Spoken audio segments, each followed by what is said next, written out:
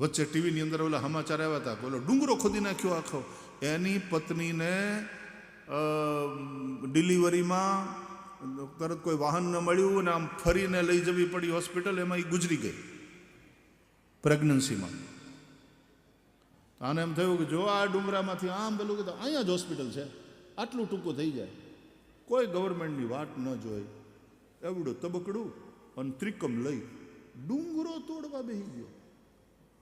અને કેટલા વર્ષો પછી એણે ડુંગરો ખોદી અને એમાંથી ટૂંકો રસ્તો કર્યો, બનાવીને રહ્યો.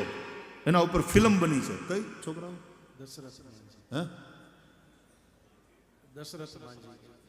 દશરથ માંજી. એ સોલ્યુશન બનીને ઉભરે.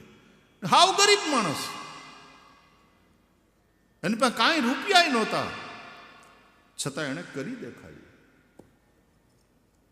I will be the solution. I will find out. I will find out.